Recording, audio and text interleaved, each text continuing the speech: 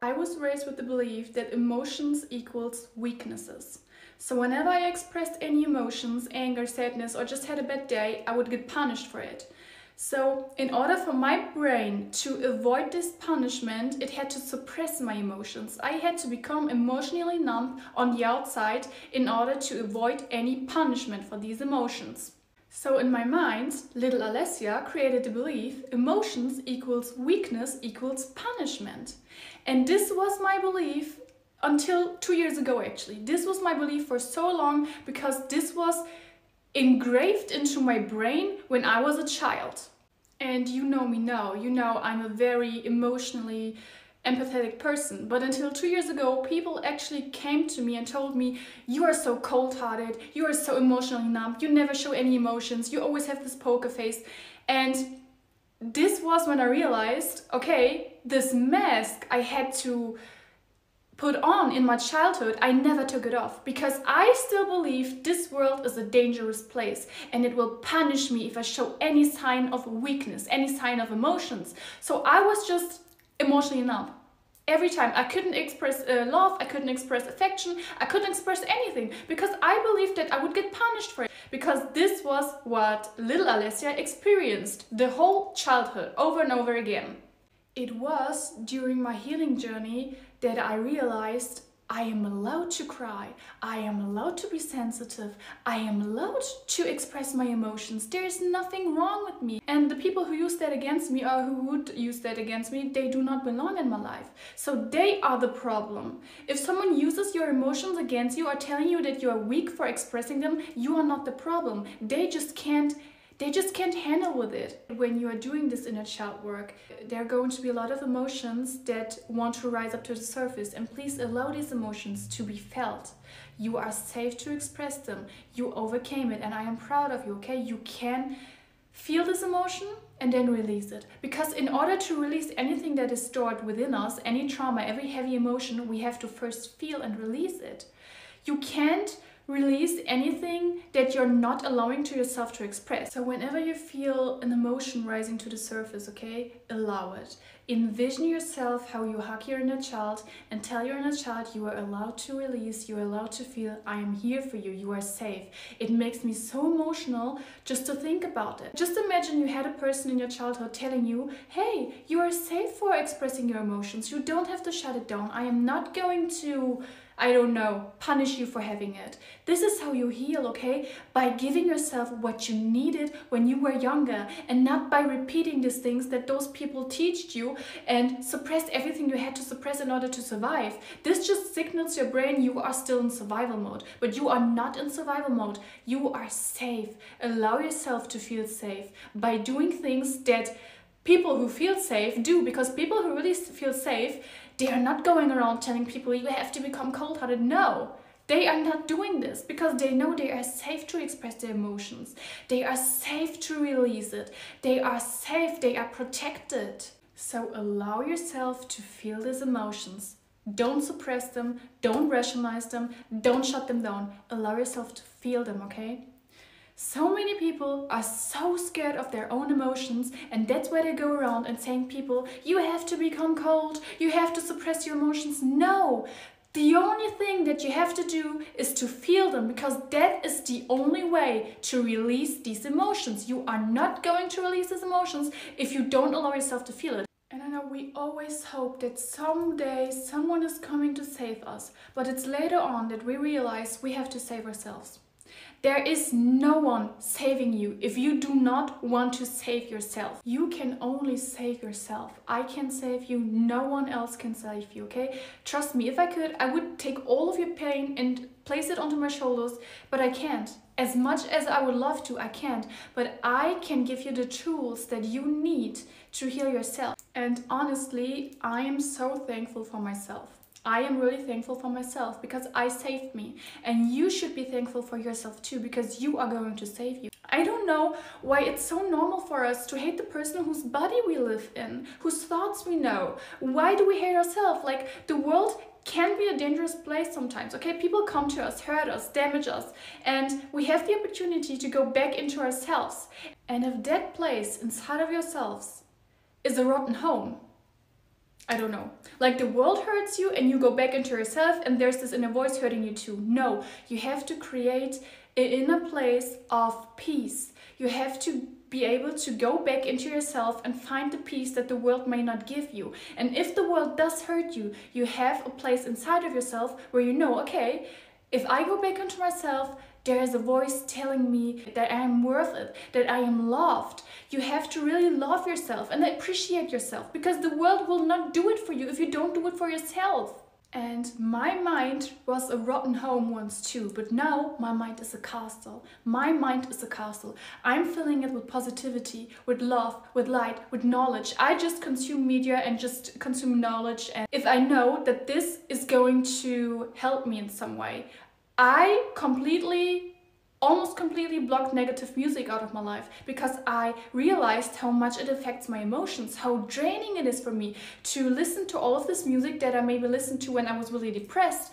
So you have to really be careful about what you consume, because you will become what you consume. And if you constantly consume negative things, negative music, negative movies, negative everything, then your mind will become a negative place. So create a castle, a safe place inside of yourself where you can always go back, no matter how many people on the outside are trying to do a harm to you or to hurt you. You know you can always come back to yourself. I know exactly what it means to always ask yourself, why me? Why do I have to be born in this kind of family? Why do I have to experience this? Why do others get to live life on easy mode, whereas I have to be in constant survival? But stop that. Do not pity yourself, okay? Stop that. And I know what I'm talking about, because I was pitying myself for almost 20 years, okay? I was always in this victim kind of mindset, asking myself, why me? Oh no, why me? I don't deserve this. Yes, we do not deserve this, but this is the situation right now, and we can work with it and make the best out of it, or we can pity ourselves until we're dead. And you don't want that. You want to turn this darkness that you had to go through into light, okay? And that is what I am doing. Do you think that I would be sitting here today teaching you how to heal yourselves if I didn't have to go through healing by myself? I wouldn't, because I would never know what it means to heal if I didn't had to go through what I had to go through. And I know it shouldn't happen, and I wish for it that it never happened at all, but it did. And I'm taking action, and I'm using all of this rage, of this sadness, of this anger that I once felt, and turn it into positivity, into love, and into light. Your past doesn't define you. That abuse we had to go through doesn't define us. That toxic family that we were born into, it doesn't define us. It happened, and it's very sad that it happened, and it should never happen at all in the first place, but it did. And it doesn't define us. I could go into villain mindset and be like, oh my god, I'm going to show the world exactly what the world showed me. No, I will not do that. And why? I don't allow your actions to turn me into the same kind of person that you are. I don't allow myself to become the monster that I once feared when I was a child. I will become what I needed as a child, what I needed the most when I was a child. I highly believe that we are born with a mission. I don't know how big or how small that mission is, but I believe that we are born with a mission. And sometimes you have to go through hell in order to tap into that mission that was meant for you, okay? You can't tell people how to overcome darkness if you haven't experienced it yourself. You can't turn darkness into light if there is no darkness in the first place. So use all of these negative things and turn it into beauty, into art. Let it flow into everything that you are doing, but use it as a motivation and not as an excuse. Use all of these difficult feelings as a motivation. Let it flow into everything that you are doing and show the world, okay, this happened to me. It was horrible, but I survived it. And now I'm going to use everything that happened to me and I turned it into something beautiful. Show them that no matter how hard they try to see you down, they are not going to make it. They are not going to be able to see that, because you took everything that was so negative and turned it into something positive. Like, they really gave you all of the tools you need in order to become the biggest artwork of yourself. Look into the mirror, okay? Look into the mirror. Look at yourself. Look yourself directly into the eyes and ask yourself, do I want to become like them? Do I want to give them the power to change who I am in my heart? And then choose to say no. Because you are not becoming like them. You are not going to turn into that same kind of monster that you have to suffer under, okay? You are not going to do this because you are better. No matter how hard they try to transform you into the same kind of monster that they are not going to make it. You can also connect to your inner child by doing things that it loved to do. So as an example, I loved to feed ducks with my grandpa when I was a child. So whenever I feel sad now, I drive to the lake and I just observe ducks. I love it. I can do this for hours. Or even, I don't know, it sounds maybe weird, but if you love to jump on a trampoline as a child, go on a trampoline and jump. Just do what your inner child loves to do, okay? Even if that means that you're going to, I don't know, buy yourself a doll or a little car. Do it, because you are not too old for anything. You can do this, and you can heal your inner child by doing this, by allowing yourself to be that inner child, to do what it loves to do. Doesn't matter how ridiculous it seems for others, okay? Do it, because there is so much beauty in doing things that you loved to do as a child, or even doing things that you were never allowed to do as a child. So in my experience, we never had a lot of money. I grew up in a very financially unstable family situation. So, you know, we barely could do things like going to the cinema or going shopping. So I take myself shopping now. I take myself to go to the cinema now. I do all of the things that I was never allowed to do as a child. And by doing that, I heal my inner child because I acknowledge it. I am becoming the kind of person I would have needed when I was younger. And this is how you heal your inner child. This is how you really tap into this healing energy and stop blaming anyone or stop pitying yourself, but you take action. And you acting out of love. Your intentions are pure, and that is why you're going to heal. You have to know your triggers, because in my example, a huge trigger of mine is feeling left out. That's why I always make sure to include others. By realizing your triggers, and you can realize your triggers by doing the inner child shadow work, and you can, I don't know, find inner child prompts on Pinterest or just Google them. By realizing what your triggers are, you can work with them. Every time something makes you insanely sad or mad, you know, okay, unusual reaction, it may be a trigger. And from this on, you can work to heal it, okay? You can know, okay, I'm experiencing this emotion now, but I am not this emotion. This is just something that I am experiencing right now. And then you can dive deeper into it. Where does it come from? Like, where is the source of this kind of heavy reaction I am having towards this kind of situation? Because by doing that, you are recognizing what parts of you still need healing and can work on healing them. And this, don't shame yourself for your triggers. Don't shame yourself for your unusual reaction towards something. Just know, okay, it's a trigger and I'm going to work with it now. I'm going to heal that part of myself now. Allow yourself anything to rise up to the surface, what you had to suppress in order to survive as a child. You are not in survival anymore. You are safe now. Constantly work on telling yourself that you are safe. You do not have to fear anything. You are not in that kind of situation anymore. Breathe deeply, okay? Because a lot of times when we are storing heavy trauma in our body or in our mind, we are not allowing ourselves to really breathe deeply. You know, we have this short kind of breath. When you are in survival mode, your brain is not allowing your body to rest, because your brain is preparing itself for any extreme situation, for any danger. So breathe in deeply. Show your brain, okay, I am safe. You do not have to fear anything. I am not in this kind of situation anymore. I can breathe deeply. I can relax. I can let go. And please let everything go. All of the stress, do not hold on to this. Let it go. Let it flow out of you. Meet yourself. And by meeting yourself, I mean shut off distractions.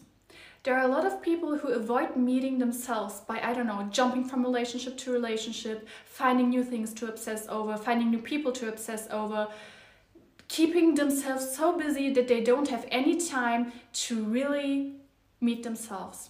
But it is important that you meet yourself and meet your triggers, know your weaknesses, know your strengths, really get to know yourself in order to heal. You can't heal if you don't know what's going on inside your head, because you constantly run away from it. Run to other people, run to situations, keep yourself so busy into work that you don't have any time for yourself at the end of the day, okay? It's really important to make time for yourself. and reflect what's going on inside of yourself. Take this time for you. I beg you, take this time for you. Don't run away from yourself, because you can't run away from yourself. You can't run away from yourself. If you're not going to meet yourself, no, you are being forced to meet yourself. In every kind of relationship that you're going to be in every kind of problem you are going to find yourself. If you avoid this meeting now, it will come back and back and back in any kind of situation that you are subconsciously putting yourself into, because you didn't do the inner work it takes to really go healthy through life. Meet yourself. Don't be scared of meeting yourself. Know that sometimes you are the toxic one. I know it's a hard to swallow pill because we don't want to admit it, but that's just the case, okay? I know I did a lot of things that I shouldn't have done. I said a lot of things that I shouldn't have said. I know this. I know this because I really did the inner work. I reflected and I was like, okay, it's not always the other people. I was toxic too. And by doing this, you are also taking responsibility for what happens in your life, because you can't go through life and always say the other people are the problem, I'm so perfect. No, we are not perfect, and it's okay to not be perfect, because we are human. We make mistakes, but we really have to admit to ourselves that we are making mistakes, or that we made mistakes, in order to become better. So know that sometimes you are the problem. There's this quote that I read recently, and it says, if you do not feel wanted, you are going to make yourself feel needed. And what that means is that if you subconsciously believe that you are not good enough, you are going to put yourself into situations where you are going to prove your worth to other people by people pleasing, by not really having boundaries for yourself, by neglecting yourself in order to give other people what they need, by over-sexualizing yourself. You have to give yourself the worth that you are seeking and the validation that you are seeking from outside. You have to validate yourself in yourself before you seek that validation outside, because you don't have to prove your worth to other people. You just have to find the right people who know that you are worth it. You don't have to go around and, I don't know, give them the world in order to prove them, okay, I'm really worthy of your love, of your attention, of your time. No, you are worthy because you exist. You don't have to neglect your own needs in order to fulfill their needs. You are worthy, you are loved, and you are safe, okay? So please heal your inner child by doing everything I said in this video, and by even going further and finding things that heal yourself and soothe yourself. But you are worthy and you are loved, and you deserve to heal. You deserve to heal because you deserve to live life on easy mode. You deserve to go through life with a smile on your face, with knowing, okay, I am safe now, I am protected, and I overcame what happened to me. And I believed, 100%, I believe that you are able to save yourself. I am rooting for you, and I love you.